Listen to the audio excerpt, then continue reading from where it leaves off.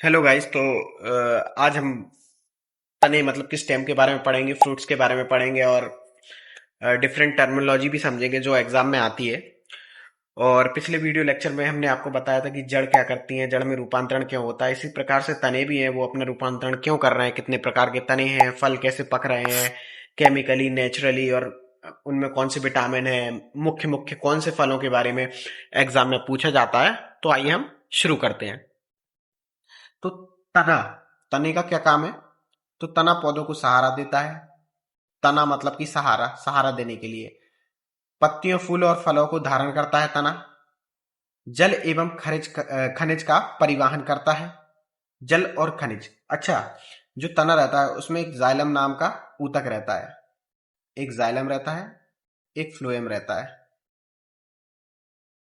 ठीक है, तो जाइलम का काम होता है जल और खनिज पेड़ तक पहुंचाने का। और फ्लोएम का काम क्या रहता है?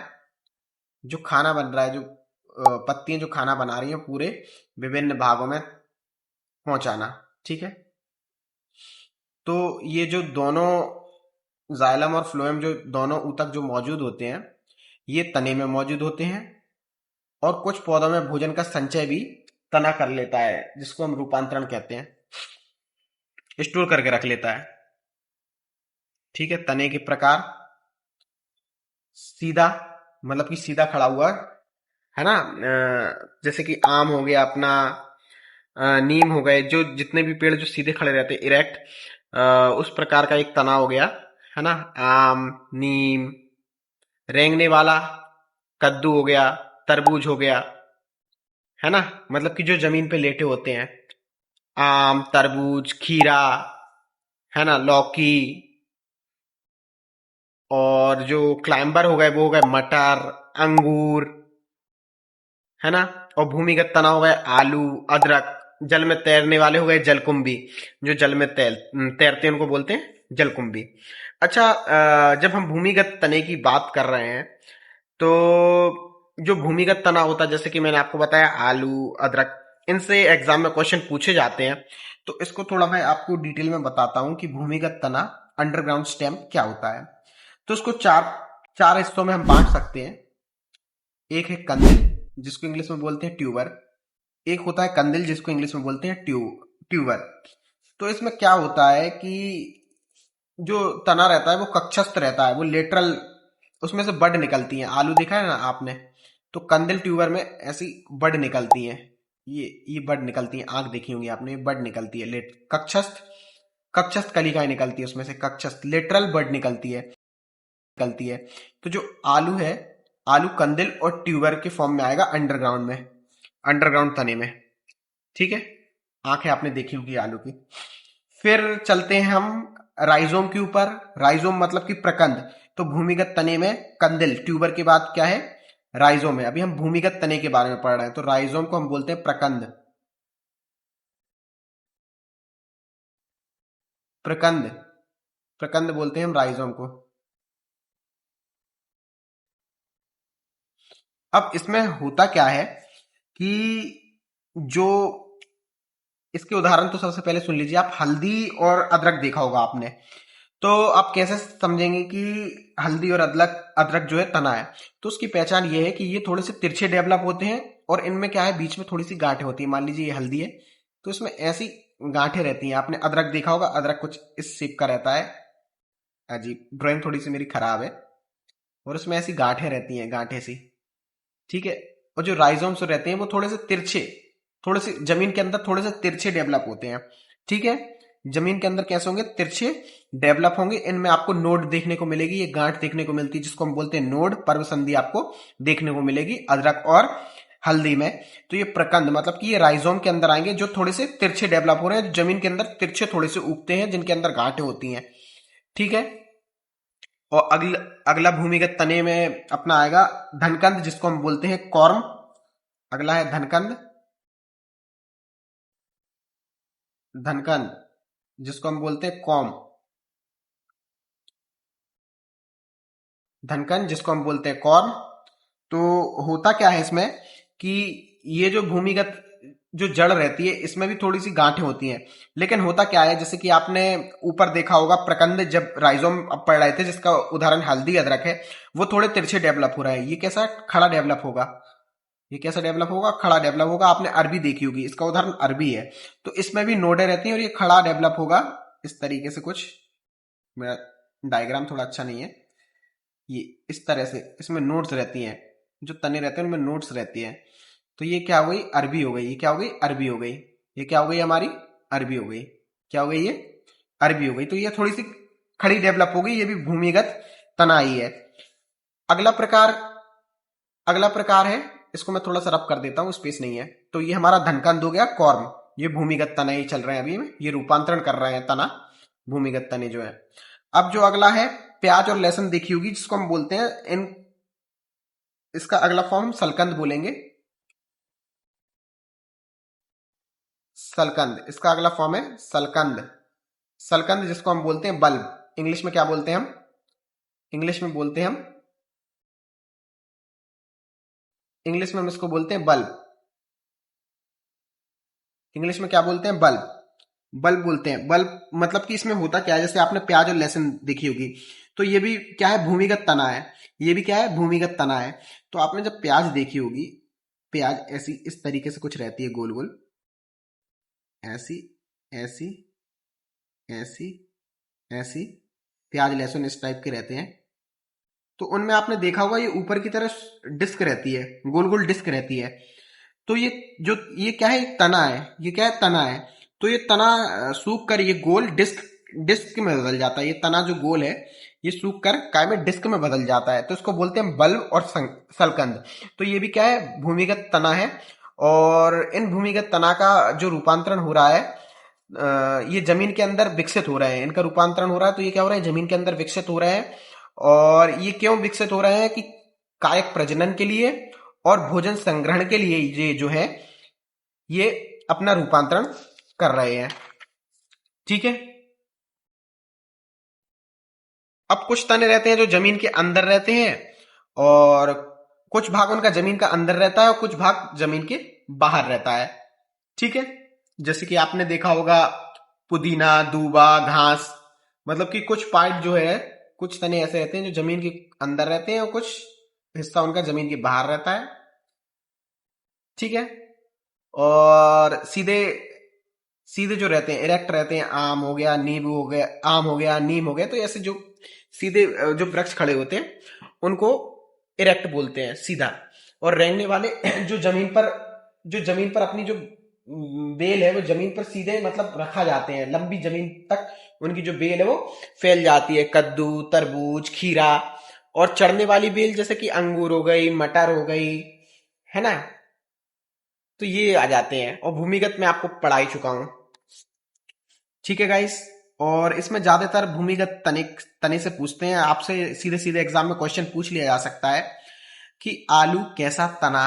आलू क्या है, आलू क्या है, ए तना, बी जड़, ए तना, बी जड़, सी वृक्ष, या डी इनमें से कोई नहीं। तो आप उत्तर लगाएंगे तना। क्या लगाएंगे आप उत्तर, तने पे लगाएंगे। ठीक है। सी रे चा भूजल, सी रे चा भूजल, ऐसी एक ट्रिक है, याद कर सकते हैं आप। आगे बढ़ते हैं हम। यहां तक हमने पढ़ लिया है। अब क्या होता है कि जाइलम फ्लोएम के बारे में आपको बता ही चुका हूं मैं। जाइलम, जा से जाइलम, जा से जल, और फ्लोएम मतलब कि खाना। बचा क्या, जल के बाद क्या बचा, खाना। और दोनों तक काय में होते हैं, तने में होते हैं। ठीक है। अब एक टर्म आता है जेरोफाइट। एक टर्म आता है जेरोफाइट। एग्जाम में अगर आपसे पूछ ले जाए जेरोफाइट किन को बोलते हैं, तो ऐसे पौधे जो शुष्क एवं रेगिस्तानी क्षेत्र में उगते हैं उनको हम बोलते हैं जेरोफाइट। मरोद्भिद क्षेत्र में जो उगते हैं, मतलब कि जो रेगिस्तानी या शुष्क क्षेत्र में जो उग रहे हैं पौधे, उनको बोलते हैं जेरोफाइट। जैसे कि हमारा उदाहरण लीजिए कैक्टस, कैक्टस का उदाहरण आप ले सकते हैं। तो इनमें होता क्या है, जो पत्तियां रहती है वो कांटे में बदल जाती है, तना इनका मोटा हो जाता है, जड़ें जो रहती हैं वो गहराई तक चली जाती हैं। कैक्टस, नागफनी, खेजड़ी, ये उनके उदाहरण है। जेरो मतलब की होता है जीरो वाटर, एक टर्म आ सकता है हेलोफाइट। एग्जाम में आपसे पूछ लिया जा सकता है कि हेलोफाइट्स, हेलोफाइट किसको बोलते हैं? तो नमकीन भूमि में उगने वाले पौधे, मतलब कि जो समुद्र कोस्टलाइन एरिया के आसपास जो वृक्ष पेड़ पौधे जो उगते हैं उनको हेलोफाइट्स बोलते हैं। जैसे कि आपने मैग्रोव वन देखा होगा, तो मैग्रोव वन में जितने भी वृक्ष आएंगे वो हेलोफाइट्स कहलाएंगे, नमकीन भूमि में उगने वाले पौधे, जैसे कि मैग्रोव, सुंदरी वृक्ष, राइजोफोरा। तो ये मैग्रोव वन के अंदर क्या आते हैं? मैग्रोव वन के अंदर मैग्रोव वृक्ष, सुंदरी वृक्ष, राइजोफोरा भी मैग्रोव वन के अंतर्गत आता है, क्योंकि जो कोस्ट लाइन एरिया, समुद्री एरिया के पास जो वृक्ष उगते हैं, ठीक है, क्योंकि समुद्र का पानी कैसा रहता है? खारा रहता है ना, तो इसलिए उनको बोलते हैं हेलोफाइट्स। ये टर्मिनोलॉजी आ सकती है, जेरोफाइट या हेरोफाइट्स। डायरेक्ट इनमें डिफरेंस पूछ सकते हैं कि जेरोफाइट में डाल देंगे कि मरुद्भिद पौधे मतलब कि रेगिस्तान क्षेत्र में उगते हैं या समुद्री क्षेत्र में उगते हैं, ऐसे ही हेलोफाइट्स के बारे में भी डाल देंगे। ठीक है, और इनकी जो जड़ें रहती हैं, जड़ें बाहर आ जाती हैं श्वसन करने के लिए, क्योंकि दलदली क्षेत्र रहता है तो अंदर वो अच्छे से श्वसन नहीं कर सकती। ठीक है, आगे बढ़ते हैं। तो फलों की परत के बारे में पढ़ते हैं। तो फलों में 3 लेयर होती है मुख्यतः। फलों में कितनी लेयर होती है? 3 लेयर होती है। एक होती है एपिकार्प, जो सबसे बाहरी परत होती है। फल की सबसे बाहरी परत को हम बोलते हैं एपिकार्प। याद रखिए, अगर आपसे एग्जाम में पूछे ले जाए कि फल की सबसे बाहरी परत कौन सी होती है, तो एपिकार्प होती है। और मीसोकार्प, जो फल की जो बीज वाली परत होती है उसको मीसोकार्प बोलते हैं। तो मीसोकार्प मतलब कि फल का जो फ्लैशी मासल मासल खाने वाला जो हिस्सा होता है, फल का जो फ्लैशी मासल खाने वाला हिस्सा जो होता है उसको मीसोकार्प बोलते हैं। ठीक है, और एंडोकार्प, जो फल की जो गुठली रहेगी, बीज वाली जो परत रहेगी, उसको हम बोलेंगे एंडोकार्प। तो यहाँ पर यहाँ पर मैं आपको फूल के जो पार्ट्स हैं उनके बारे में बताने जा रहा हूं। तो क्या होता है कि पॉलिनेशन की प्रक्रिया आप जब समझेंगे, जब आपको फूल में पार्ट के बारे में पता चलेगा कि नर में कौन से पार्ट रहते हैं और मादा में कौन से पार्ट रहते हैं फूल में। तो सबसे पहले जो है ये होता है ओव्यूल। इसको क्या बोलते हैं? ओव्यूल। ये आपको ये जो बीज दिख रहे होंगे अंदर, ये जो आपको जो बीज दिख रहे हैं इसको बोलते हैं हम ओव्यूल। ये गोल गोल से ये बीज दिख रहे हैं, ये बीज दिख रहे हैं, ये इसको बोलते हैं ओव्यूल। ठीक है, ओव्यूल में क्या है? डेवलप्स इनटू सीड, मतलब कि ये जो ओव्यूल है वही डेवलप होता है सीड में, फर्टिलाइजेशन के बाद में। मतलब कि इसमें क्या होता है? फर्टिलाइजेशन होता है। ये क्या है? स्टैम्प है। ये क्या है? स्टैम्प है। ये क्या है? तना है। हिंदी में बोलते हैं तना। ठीक है, ये ओव्यूल है। ओव्यूल मतलब कि अंडाणु। ठीक है, जहां पर ये बीज है, ये बीज दिख रहे होंगे आपको, ओव्यूल लिखा है। तो यहां पर क्या होता है? निषेचन होता है। ठीक है, मतलब जो निषेचन के बाद जो है ना, निषेचन के बाद क्या हो रहा है कि ये बीज यहां पे डेवलप होंगे। निषेचन के बाद बीज यहां पर डेवलप होंगे। ये तना है, स्टेम्प। ये जो हरी पत्ती दिख रही है आपको आजू और बाजू में, इसको बोलते हैं सेपल। ठीक है, पत्ती को। ये पंखुड़ियों को बोलते हैं दल। जो दल होते हैं, जो पुष्प दल जो होते हैं, इनको बोलते हैं पेटल कोरेला इंग्लिश में। ठीक है, अब आते हैं हम मेन जो हमारा मुद्दा है कि स्त्री जननांग पुष्प में और नर जननांग फूल के जो हिस्से हैं उसमें क्या है।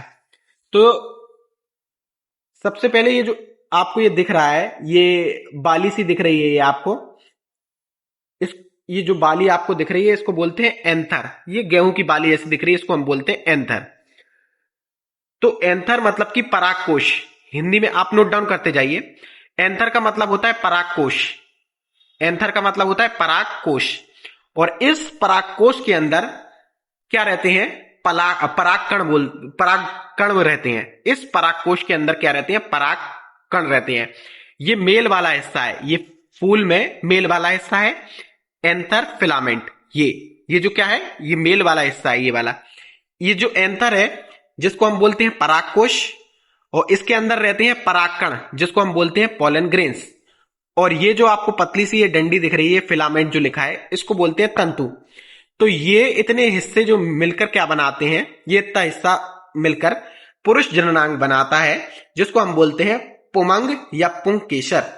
पुष्प का जो मेल पार्ट होता है उसको हम बोलते हैं पुमंग या पुंकेसर। इंग्लिश में इसको बोलते हैं एंड्रोशियम। इंग्लिश में इसको बोलते हैं एंड्रोसियम। अब आते हैं फीमेल वाले पार्ट पे। फीमेल वाले पार्ट पे तो जो स्टिग्मा है, स्टिग्मा, इसको बोलते हैं, इसको हम क्या बोलते हैं हिंदी में, वर्तिकाग्र। इसको हम हिंदी में बोलते हैं वर्तिकाग्र। नोट डाउन कर लीजिए, स्टिग्मा को हिंदी में बोलते हैं वर्तिकाग्र। और स्टाइल को हम हिंदी में बोलते हैं वर्तिका। स्टाइल को हम हिंदी में बोलते हैं वर्तिका। और ये वाला जो हिस्सा है ओवरी, ये क्या है, अंडाशय है। तो ये जो तीनों पार्ट हैं अंडाशय है, और ये जो अंदर है ये ओव्यूल, ये क्या है, अंडाणु। तो ये सब चीजें मिलकर क्या बना रही है, स्त्री जननांग। ठीक है, कौन कौन सी बना रही हैं स्त्री जननांग पार्ट?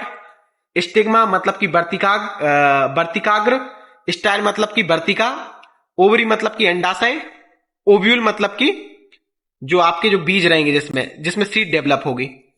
ठीक है, तो अब होता क्या है पॉलिनेशन में कि जो पोलन ग्रेन्स रहेंगे, मतलब कि जो पराग कण रहेंगे, वो कहां से, पराग कोश में जो पराग कण है वो वायु के कारण या किसी कीट के कारण क्या होंगे, फीमेल के स्टिग्मा पार्ट में, मतलब कि वर्तिकाग्र में स्टिक हो जाएंगे।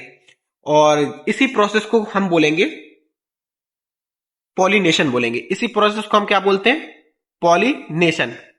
और पॉलिनेशन को हम बोलते हैं परागण। चलिए अब हम कंटिन्यू करते हैं, पॉलिनेशन के टाइप पढ़ते हैं। तो जो पॉलिनेशन होता है वो भी दो प्रकार का होता है, एक स्वपरागण होता है, एक परपरागण होता है। जैसे कि मैंने आपको बताया कि परागण मतलब कि पॉलिनेशन जो प्रोसेस है, जैसे कि मैं आपको पहले ही बता चुका हूं, परागण मतलब कि पॉलिनेशन जो प्रोसेस है उसमें क्या होता है, जो आपका एंथर रहेगा, एंथर से स्टिग्मा में पोलन ग्रेन्स ट्रांसफर हो जाएंगे।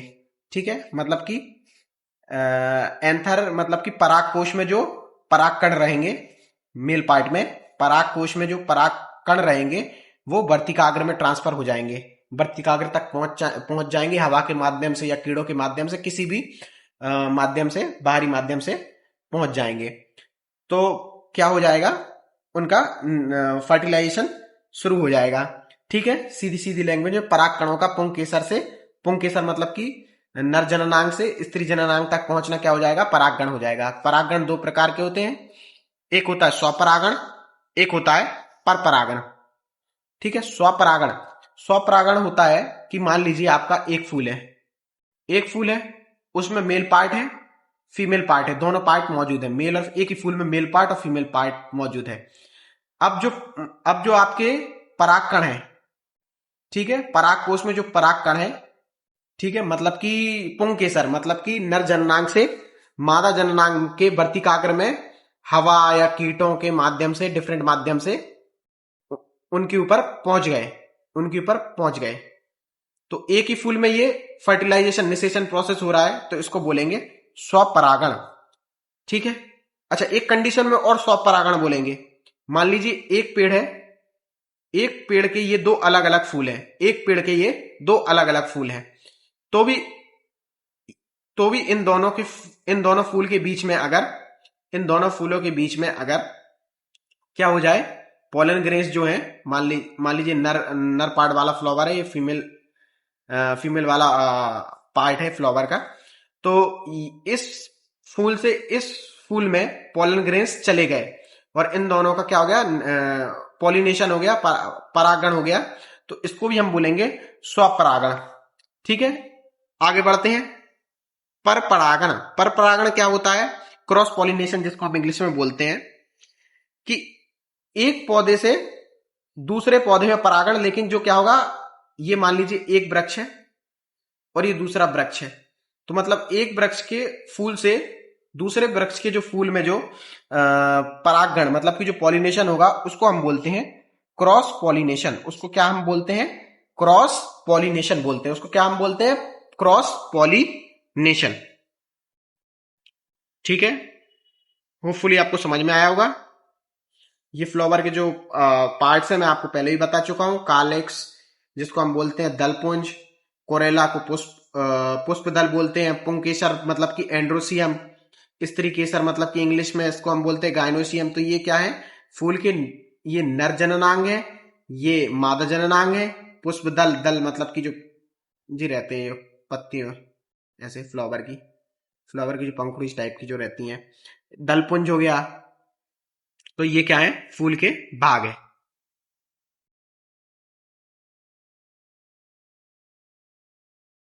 ठीक है, आगे बढ़ते हैं।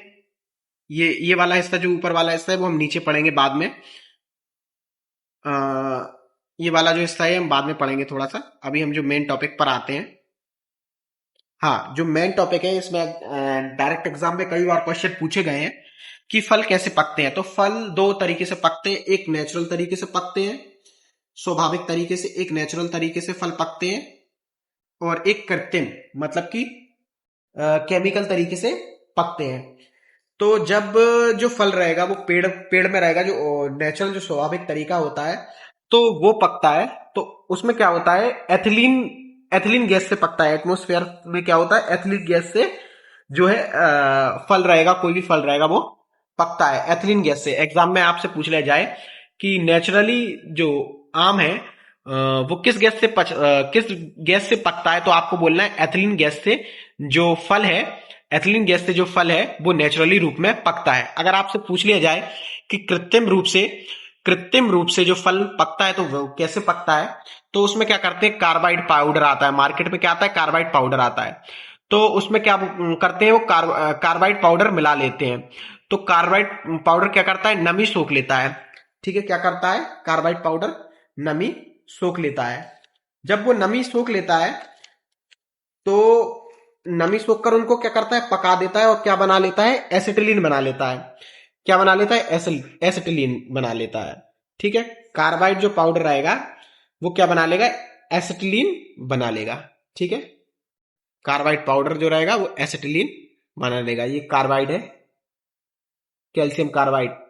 ठीक है, कार्बाइड है ये तो ये नमी नमी के साथ मिलकर नमी को सोख लेता है और क्या बना लेता है, एसिटिलीन बना लेता है, जो हमारे स्वास्थ्य के लिए हानिकारक है, जो हमारे लिवर के लिए हानिकारक है।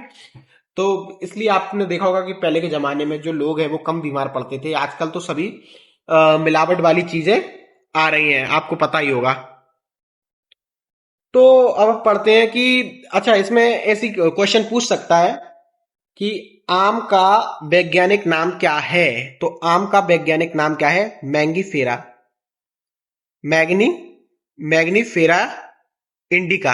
आम का वैज्ञानिक नाम क्या है, मैग्नीफेरा इंडिका। आम का वैज्ञानिक नाम क्या है, मैग्नीफेरा इंडिका। आम में कौन सा विटामिन पाया जाता है, आम में विटामिन ए पाया जाता है। आम में विटामिन ए पाया जाता है।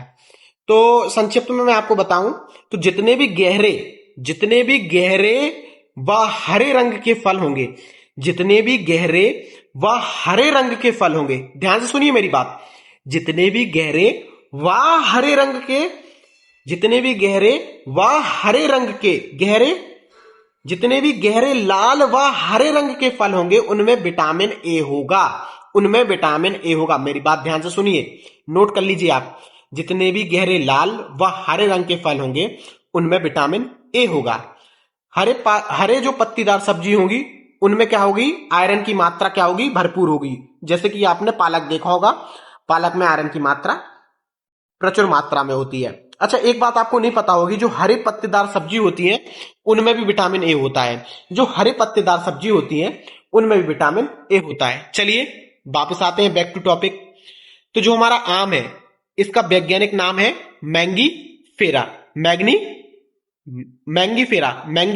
मैंगीफेरा इंडिका इसका वैज्ञानिक नाम है। आम का वैज्ञानिक नाम क्या है, मैंगीफेरा इंडिका। इसमें क्या पाया जाता है, विटामिन ए पाया जाता है आम में। अब जो आम है इसको बोलते हैं फलों का राजा। आम को क्या बोलते हैं, फलों का राजा। नोट डाउन कर लीजिए, आम क्या है, फलों का राजा है। ठीक है, और आम राष्ट्रीय फल है। आम क्या है, राष्ट्रीय फल। कहां कहां का है, इंडिया का तो है ही, इंडिया का तो है ही, भारत का तो है ही आम राष्ट्रीय फल। साथ साथ पाकिस्तान का भी है, हमारे पड़ोसी देश का भी है, पाकिस्तान का भी राष्ट्रीय फल है, और साथ साथ फिलीपींस का भी ये राष्ट्रीय फल है। अगर आपसे एग्जाम में पूछ लिया जाए भारत के अलावा जो आम है वो किसका राष्ट्रीय फल है, किस देश का राष्ट्रीय फल है, तो आप बोलेंगे भारत के अलावा पाकिस्तान का और फिलीपींस का भी यह राष्ट्रीय फल आम है। ठीक है। एक बात और है इसमें कि जो बांग्लादेश है, बांग्लादेश में आम के पेड़ को राष्ट्रीय वृक्ष मानते हैं। कहां पर मानते हैं? बांग्लादेश में। बांग्लादेश में, बांग्ला लिख देता हूं अकेला, है ना। बांग्लादेश में क्या होता है? बांग्लादेश में क्या है? आम जो है राष्ट्रीय वृक्ष है। राष्ट्रीय वृक्ष कौन है? आम। राष्ट्रीय वृक्ष कौन है? आम है। ठीक है। होपफुली इतनी बात आपको समझ में आई होगी। आगे बढ़ते हैं। अब आते हैं पपीते पे। तो पपीते का वैज्ञानिक नाम है Carica papaya. Carica papaya. Carica papaya. Carica papaya पपीते का क्या नाम है? वैज्ञानिक नाम है कैरिका पाप्या। पपीते का वैज्ञानिक नाम है। इसमें विटामिन ए और सी दोनों होते हैं। इसमें विटामिन ए और सी दोनों होते हैं। अगर आपसे एग्जाम में पूछा जाए पपीता में कौन सा विटामिन होता है, तो पपीता में विटामिन ए और विटामिन सी होता है। पपीता क्या करता है? हमारे पाचन को सुधारता है। पाचन को क्या करता है? सुधारता है। पपीता क्या करता है? पाचन को सुधारेगा। ठीक है। और पपीते के पत्तों का रस पीने से ब्लड प्लेटलेट्स बहुत तेजी से बढ़ती हैं। आप लोगों ने सुना होगा किसी को डेंगू हो जाता है तो उससे हम बोलते हैं कि पपीते के जो पत्ते हैं उसका जूस पीजिए, तो उससे क्या होगा? आपकी प्लेटलेट्स बहुत तेजी से बढ़ेंगी। ठीक है। अच्छा, एक बात और है जो आपको याद रखनी है कि ज्यादा पपीते के सेवन से पथरी हो सकती है। ज्यादा पपीते के सेवन से पथरी की समस्या हो सकती है। ज्यादा पपीते के सेवन से क्या हो सकता है? ज्यादा पपीते खाओगे तो क्या हो जाएगा? पथरी हो जाएगी। पथरी, स्टोन हो जाएगा। स्टोन क्या हो जाएगा? स्टोन हो जाएगा। ठीक है। आगे बढ़ते हैं हम। अगला जो फल है आंवला। तो आंवला में क्या है? आंवले में भी विटामिन ए भी है। आंवले में विटामिन ए और सी दोनों है। इसमें अकेला सी लिखा है लेकिन विटामिन ए भी होता है आंवले में। आंवले में विटामिन ए और विटामिन सी दोनों होते हैं। आंवले में विटामिन ए और सी दोनों होते हैं। और आपने कई बार सुना होगा कि लोग बोलते हैं आंवले खाओ आंवले, तो आंवले आंखों के लिए अच्छे होते हैं। आपकी दादी माँ ने या किसी भी बुजुर्ग ने आपको बताया होगा। ठीक है। और हाँ, एक बहुत ही जरूरी बात कि आंवले के सेवन से डायबिटीज, मधुमेह नहीं होता। आंवले के सेवन से मधुमेह मतलब कि जो डायबिटीज है, जो लोग आंवले का सेवन रेगुलर करते हैं उनको क्या होता है? मधुमेह नहीं होता, मतलब कि डायबिटीज नहीं होती। क्योंकि जो आंवला है, आंवला जो है मधुमेह विरोधी होता है। आंवला जो होता है मधुमेह विरोधी होता है। और आंवले का सेवन त्वचा और बालों के लिए भी अच्छा होता है। आंवले का जो सेवन होता है वो त्वचा और बालों के लिए भी अच्छा होता है। त्वचा के लिए भी अच्छा है और बालों के लिए भी। आपने सुना होगा ना, आप तेल डालते हैं आंवले वाला। ठीक है। आंवले वाला तेल डालते हैं तो बालों के लिए भी अच्छा होता है, त्वचा के लिए भी अच्छा होता है। ठीक है। और आंवले का जो वैज्ञानिक नाम है, आंवले का वैज्ञानिक नाम है फाइलेंथस एम्ब्लिका। फाइलेंथस फाइलेंथस फाइलेंथस एम्ब्लिका। इसका जो वैज्ञानिक नाम है फाइलेंथस फाइलेंथस एम्ब्लिका, इसका वैज्ञानिक नाम है। ठीक है। इसको थोड़ा रफ कर दूं क्योंकि मेरे पास उतना ही स्पेस है। आगे बढ़ते हैं। संतरा। संतरे के बारे में सुनते हैं हम। तो संतरे में विटामिन सी होता है और इसका वैज्ञानिक नाम है citrus citrus sinensis. Citrus sinensis citrus sinensis. संतरे का वैज्ञानिक नाम है सिट्रस सिनेसिस। संतरे का वैज्ञानिक नाम क्या है? Citrus sinensis. इसमें विटामिन सी प्रचुर मात्रा में पाया जाता है। और अगर आपसे एग्जाम में पूछ लिया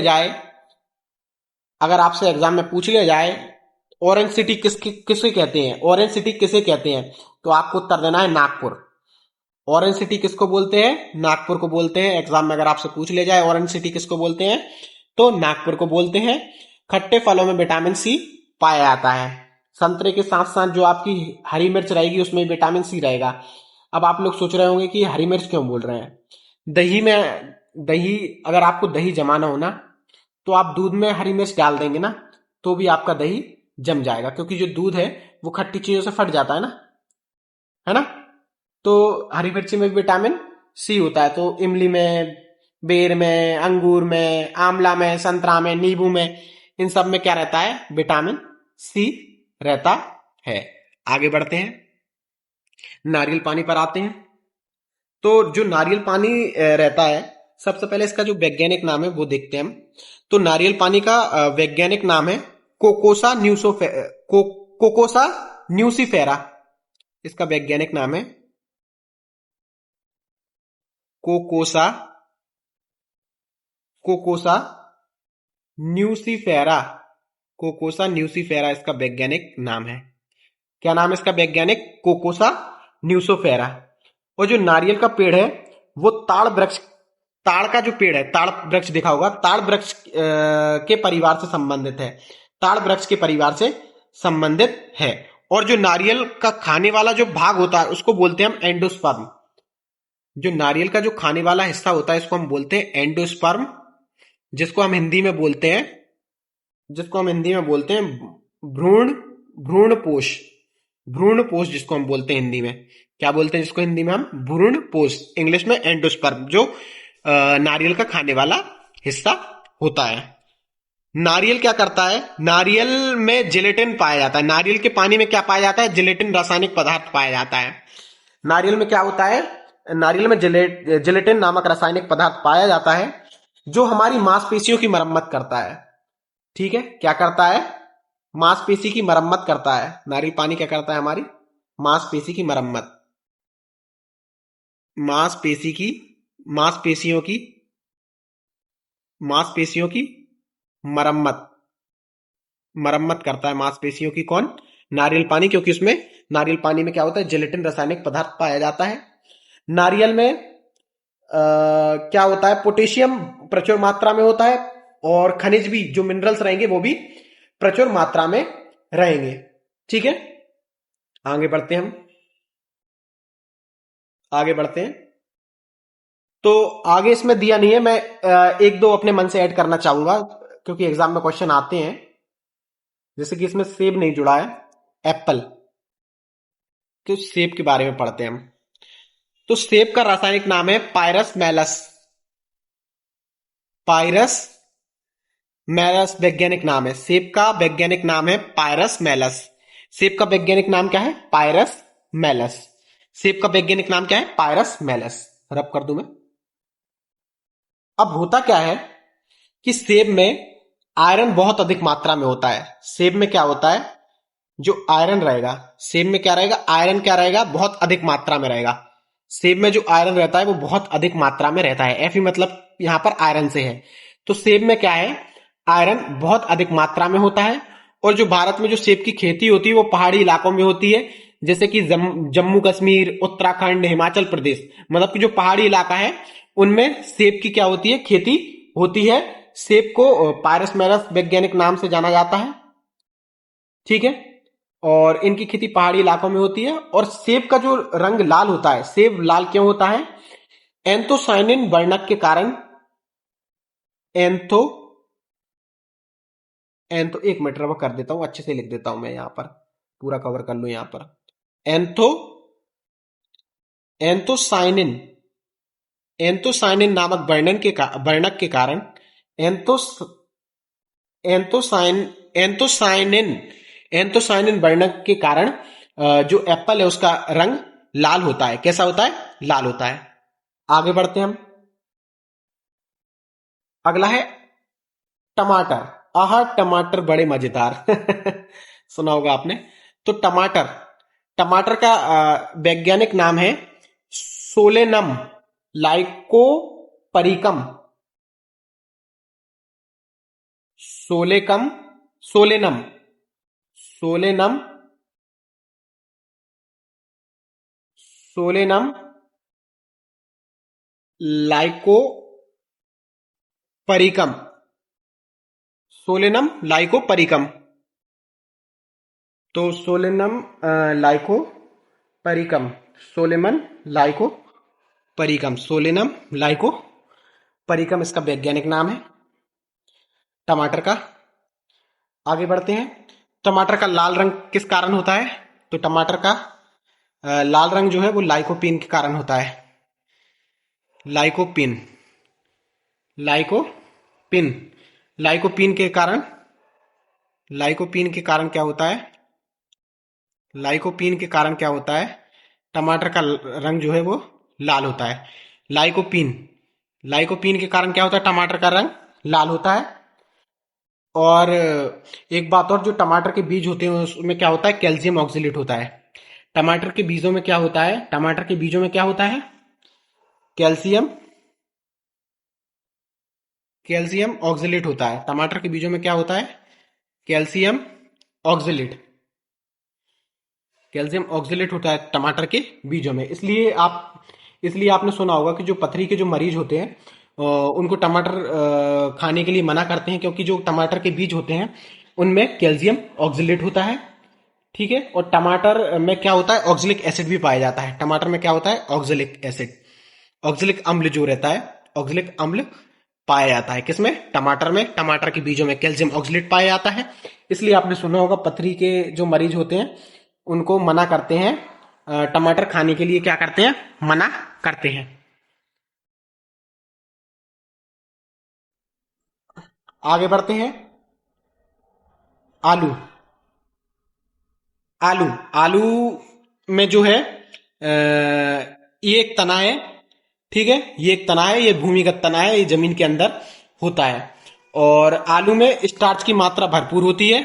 आलू में स्टार्च की मात्रा भरपूर होती है। कार्बोहाइड्रेट का एक अच्छा स्रोत है आलू। ठीक है। आलू के बारे में एक जो मुख्य चीज आपको जो याद रखनी है आलू के बारे में, आलू जो है सबसे ज्यादा कहाँ होता है? भारत में होता है इसका उत्पादन सबसे ज्यादा। भारत के बाद पहले स्थान पर भारत, दूसरे पर चीन, दूसरे पर कौन है? चीन है। और चीन के बाद कौन है? रूस है। तीसरे पर रूस है। तो सबसे ज्यादा जो प्रोडक्शन होता है आलू का वो भारत में होता है, चीन में होता है, रूस में होता है। अगर एग्जाम में आपसे पूछ ले जाए कि आलू का सबसे ज्यादा उत्पादन भारत को छोड़कर किस देश में होता है, तो चीन में होगा। अगर आपसे पूछ ले जाए भारत और चीन को छोड़कर किस देश में आलू का सबसे ज्यादा उत्पादन होता है, तो आप उत्तर देंगे रूस। थैंक यू गाइस, होपफुली आपको वीडियो लेक्चर अच्छा लगा हो तो चैनल को लाइक शेयर सब्सक्राइब कीजिए। अगला जो हमारा जो लेक्चर रहेगा वो सीडीपी का रहेगा, फिर उसका अगला जो लेक्चर रहेगा वो एनवायरनमेंट का रहेगा। तो यहाँ पर ऑल्टरनेट वीडियोस चल रही हैं, होपफुली आप एंजॉय कर रहे हैं। और ऐसे ही आप मेरी वीडियो को लाइक शेयर सब्सक्राइब कीजिए ताकि मैं और अच्छी अच्छी वीडियोस लाता रहूं। Thank you guys.